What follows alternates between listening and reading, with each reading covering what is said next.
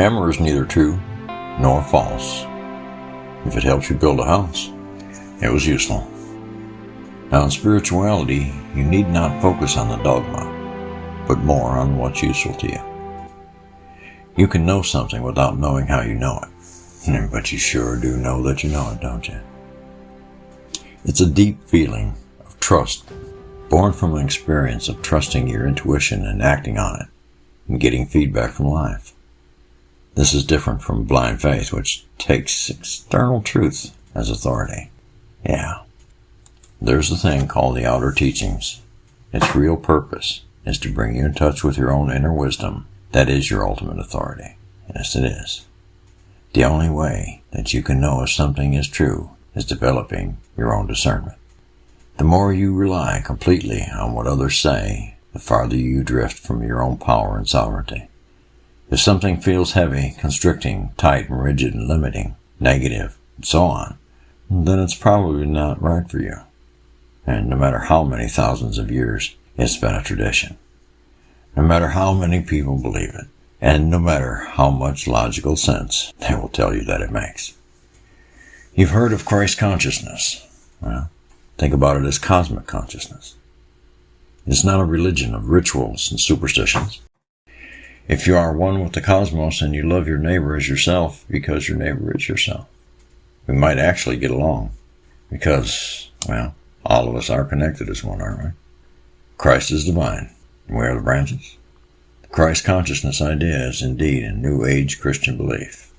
It's borrowed many thoughts from Eastern philosophy and shamanism and related it with Christianity and the teachings of Jesus. They have done this because Christians are so deeply affected and taught to believe and have faith in what they have been taught. And this is, of course, ever since childhood by their parents.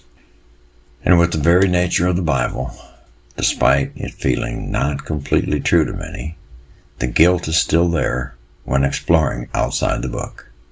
Boy, God himself had to close that door. In these modern times, Christianity must evolve because it can't stay the same. I truly believe that a belief that focuses on a not being an asshole will feel truer than being bound by a book of dogma. Many Christians realize this, but are too conditioned to question it. I think it means we can become better humans. Think about this. Any control freak will try to convince you that uncontrolled people are scary and horrible and are hell-bent on hurting you. But what they're actually trying to tell you is that they and their ideas need to be in control. You know the ones speaking this. They think they know better than the rest of us. You know, they have better morals and are superior to everybody else. Religion was supposed to be a way to escape from despair, unhappiness, and victimhood.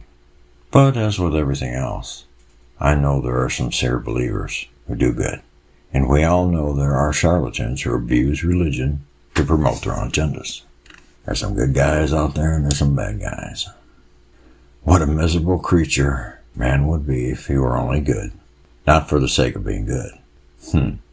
But he was good because religion told him he'd get a reward when he dies. And if he didn't, well, then he'd get punished. What a miserable state. Yes, indeed. The truth is, I know many Christians who are not interested in heaven and hell preaching. They try to follow the teachings of Jesus without thinking about rewards or punishment. They don't require the carrot on a string. People can behave in good ways and bad ways, despite their indoctrination, and regardless of it too. And it's sad to say, but having religious belief has little to do with behavior, because religion is often used to justify behavior. Oy, not the truth.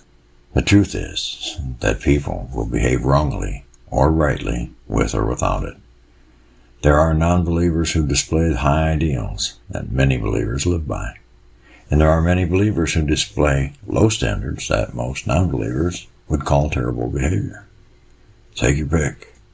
Humans are a strange bunch, and religious belief does little to change us. Well, let's finish with a quote from Steven Weinberg. Religion is an insult to human dignity. Without it, you would have good people doing good things and evil people doing evil things. but for good people to do evil things. I think that takes religion.